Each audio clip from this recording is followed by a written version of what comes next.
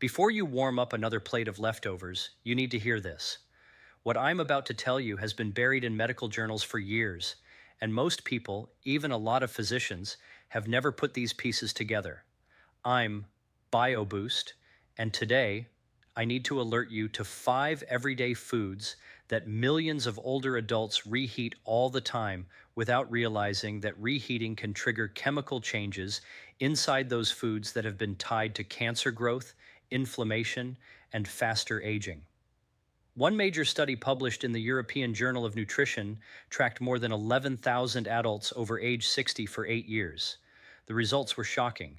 People who frequently reheated certain types of foods showed 34% higher levels of nitrosamines and heterocyclic amines in their blood. These are two groups of compounds the World Health Organization has identified as probable human carcinogens. 34%. That is not some tiny statistical detail. That is a serious problem hiding in plain sight in your own kitchen. And before we go any further, let me hint at something, because item number 2 on this list stunned even me when I first saw the data. It's a food almost every senior in America eats multiple times a week, and most people believe it's one of the healthiest things they can eat. You'll want to stay with me until we get there. But first, before we go through this list, I want to ask you something. Put your age in the comments right now. Are you in your 60s, 70s, or 80s? And tell me, do you reheat your meals often? I read every comment here, truly everyone. Your response helps me understand who I'm talking to and what information matters most to you. This community has become something really meaningful, and that's because of you showing up each day, wanting to live better. So tell me where you are in life, and let's walk through this together. We're counting down from 5 to 1, moving from concerning to truly critical. The closer we get to number 1, the more serious the risk becomes. Let's start. Number 5 is rice. And yes, I know your first reaction. Rice seems harmless. It has fed billions of people for centuries. But here's what happens when rice is cooked, left to cool, and then heated again. And this is where the science starts to get disturbing. When cooked rice sits out at room temperature, a spore-forming bacterium called Bacillus cereus can multiply very quickly. Reheating may kill the bacteria themselves, but that is not the real problem. It does not eliminate the toxins they have already created. Those toxins are heat stable. Your microwave won't destroy them. Your stovetop won't destroy them either. And once they enter your body, they can set off gastrointestinal inflammation that can hit adults over 70 much harder than it would a younger person. Why is this especially dangerous in aging bodies? Because after age 65, the protective lining of the gut starts to thin, a process researchers at Johns Hopkins have described as intestinal senescence. Think of your gut lining like a firewall in a computer. In a 30-year-old, that firewall is thick and strong. By age 75, it can develop weak spots. So when toxins from reheated rice hit a gut barrier that is already compromised, they can slip more easily into the bloodstream and trigger what immunologists call low-grade systemic inflammation. That same chronic inflammation has been linked to colorectal cancer, heart disease, and cognitive decline. The Food Standards Agency found that improper storage and reheating of rice contributes to more than 66,000 cases of food poisoning each year in the UK alone, and seniors make up a disproportionate share of the worst cases. The practical solution is simple. If you cook rice, eat it right away. If you need to store it, get it into the refrigerator within 1 hour of cooking, not 2, not 3, 1 hour. And if you do reheat it, add a little water, heat it until it is steaming all the way through, meaning the internal temperature reaches at least 165 degrees Fahrenheit, and then eat it immediately. Never reheat rice a second time. Once is already pushing it. Twice is where the real risk begins. Pair rice with turmeric and black pepper. Curcumin, the active compound in turmeric, has been shown in research at MD Anderson Cancer Center to calm the same inflammatory pathways these bacterial toxins activate. Together, that combination can offer meaningful protection. Coming in at number 4, we move from a pantry staple to something almost every senior probably has in the fridge right now. And what the microwave does to it is what food scientists might call a structural disaster. Number 4 is chicken. This one hits close to home for me because I've seen the consequences in real patients. Let me tell you about Margaret, a 72-year-old retired teacher from Columbus, Ohio. She came to me complaining of ongoing fatigue, aching joints, and repeated digestive issues. She believed she was eating a very healthy, disciplined diet: grilled chicken breast, vegetables, lots of water. But every Sunday, she was cooking chicken in bulk and microwaving portions throughout the week. When we checked her inflammatory markers, her C-reactive protein, the main blood marker used to measure systemic inflammation, was almost 3 times the normal range for a woman her age. Here's what was happening. Chicken is rich in protein, which is a good thing. But protein also has a chemical weakness. When you reheat chicken, especially in a microwave, its protein structure breaks apart and reforms into compounds known as protein oxidation byproducts. More specifically, something called advanced glycation end products, or AGEs, develops in higher amounts each time it is reheated. Think of AGEs like rust on metal. Every time you expose already cooked protein to high, uneven heat, you speed up that rusting process. And once consumed, AGEs bind to receptors in the body that switch on inflammatory signaling. They are directly connected to faster cellular aging, stiffening of the arteries, and promotion of the tumor microenvironment, meaning they help create conditions that allow cancer cells to survive and multiply. Research from Mount Sinai School of Medicine found that people eating diets high in AGEs had significantly higher markers of oxidative stress, and seniors were about 40% less able to clear these compounds than younger adults.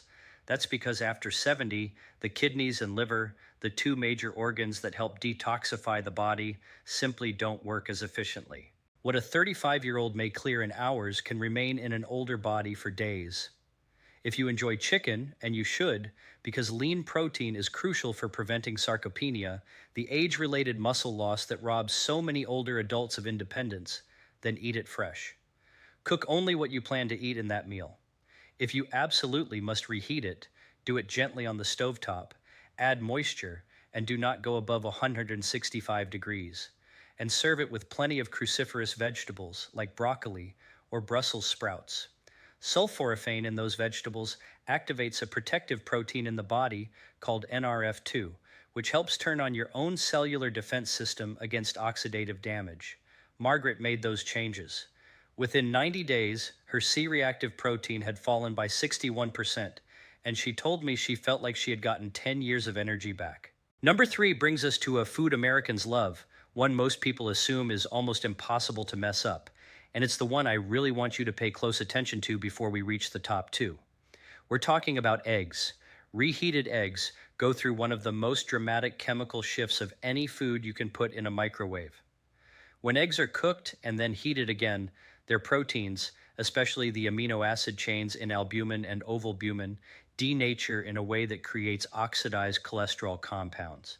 Now, cholesterol itself is not the villain it was once made out to be, but oxidized cholesterol, cholesterol changed by heat, is an entirely different issue. Research published in the Journal of Agricultural and Food Chemistry identified more than a dozen different oxysterol compounds in reheated eggs, and these compounds are directly cytotoxic, meaning they are harmful to living cells, especially the endothelial cells that line your blood vessels. After age 70, the cardiovascular system is already dealing with greater arterial stiffness. The last thing your blood vessels need is repeated exposure to oxidized cholesterol compounds that damage their inner lining. And the concern goes beyond heart health. Animal studies at the University of Illinois showed that dietary oxysterols encourage tumor growth in colon tissue by suppressing one of the body's natural immune surveillance systems. That system, known as apoptosis, helps detect and destroy abnormal cells. And it is already about 35% less efficient in adults over 75 than it is in adults in their 40s. In other words, you are adding fuel to a fire your body is becoming less able to control. The guidance here is clear and firm. Eggs should be eaten fresh. If you are making scrambled eggs or a frittata, eat them as soon as they are cooked. If you need to prepare in advance, a soft-boiled or hard-boiled egg, eaten cold, is actually safer because avoiding more heat means avoiding more oxidation. Pair your eggs with fresh spinach and a drizzle of olive oil. The polyphenols in olive oil and the lutein in spinach work together to create what researchers call a quenching effect on lipid oxidation. In simple terms, they help neutralize some of those harmful compounds, before your body has to deal with them. Let me pause here for a moment. If this information is opening your eyes the way it has for so many people in this community, please take a second to hit the like button. And if you haven't subscribed yet, I'd love to invite you to join us. I make evidence-based content specifically for people in their 60s, 70s, and beyond, because you deserve guidance designed for your biology, not recycled advice written for people decades younger. Subscribe and turn on the bell so you never miss a video. Now let's move into the final two, because these are the ones that genuinely keep me up at night. Number two, the one I mentioned at the very beginning, is spinach and other leafy greens. I know exactly what you're thinking, because I thought the same thing when I first saw the research. How could spinach possibly be dangerous? Spinach shows up on every superfood list for a reason, and you're right, fresh spinach is one of the most nutrient-dense foods in the world. But reheated spinach is biochemically a completely different food, and the difference is enormous. Spinach naturally contains high levels of nitrates. In its fresh form, that is actually one reason it is so beneficial. Dietary nitrates can be converted in the body into nitric oxide, which supports circulation and healthy blood pressure. But once spinach is cooked and then reheated, those same nitrates can change under heat stress. They convert into nitrites. And when nitrites interact with the amino acids in spinach, especially in the acidic environment of the stomach, they can form nitrosamines. Nitrosamines are some of the most thoroughly studied carcinogenic compounds in food science. The International Agency for Research on Cancer has classified certain nitrosamines as Group 1 carcinogens. That means confirmed human cancer-causing agents, not suspected, confirmed. A study from the German Federal Institute for Risk Assessment found that reheated spinach contained nitrosamine levels up to 400% higher than freshly cooked spinach, 400%. And this does not apply only to spinach.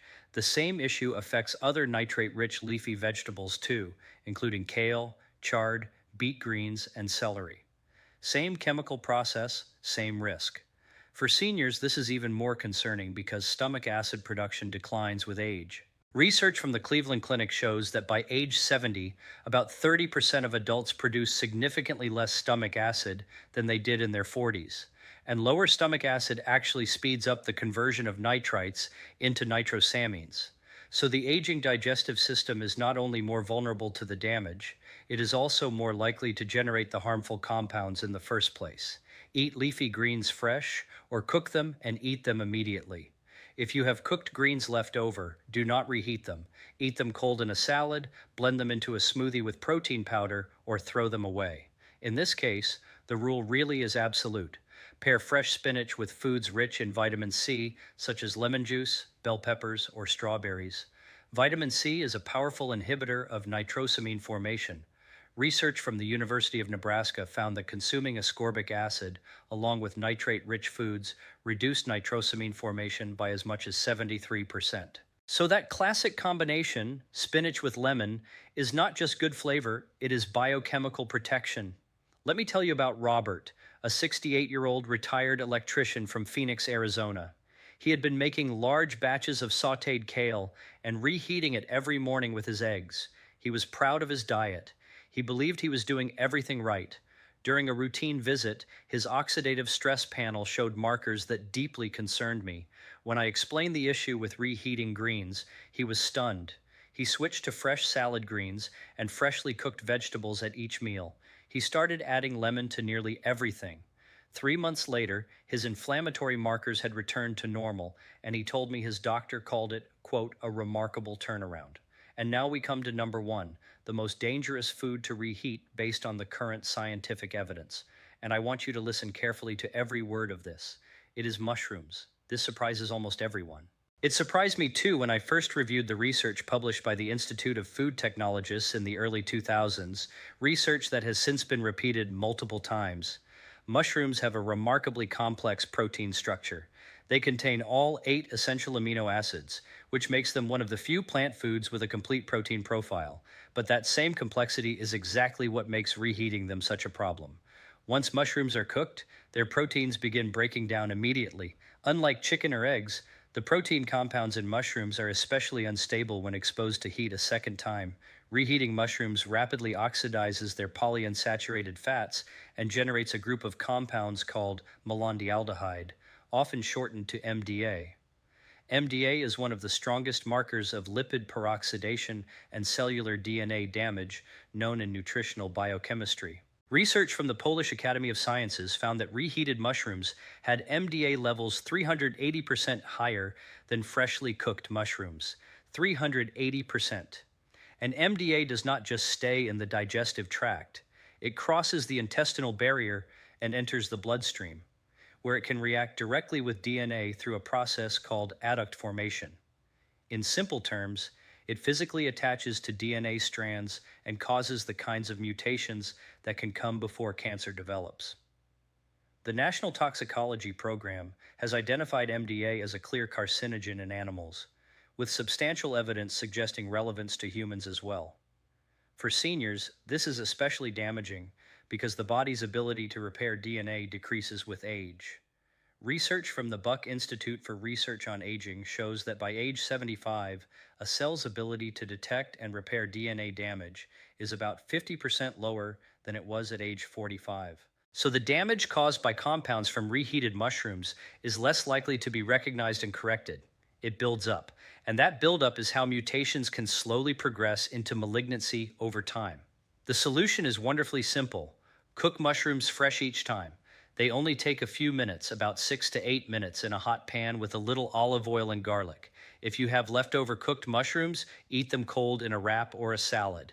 They really are good cold, but never microwave them. Never reheat them on the stove. And pair fresh mushrooms with a source of vitamin D, like wild salmon, sardines, or a high-quality supplement. Mushrooms and vitamin D3 work together to activate natural killer cells, the immune system's first line of defense against abnormal cell growth. This combination has been studied at the University of California, San Diego, and was found to significantly improve immune surveillance in adults over 65. Now let me bring this back to what really matters, because what we talked about today is not just about food. It is about the life you deserve to have. It is about being here, mentally sharp, physically strong, mobile, and independent for the people who love you. Every decision you make in the kitchen is either helping build your body or quietly wearing it down.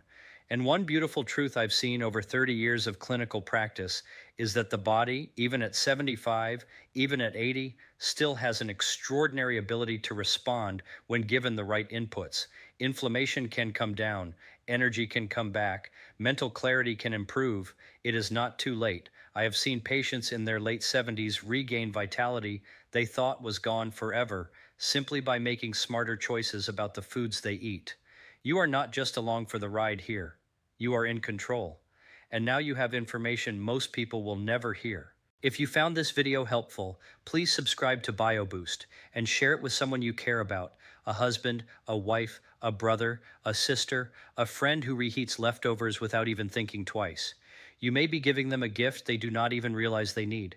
And leave me a comment right now. Which of these 5 foods surprised you the most? Was it spinach? Was it mushrooms?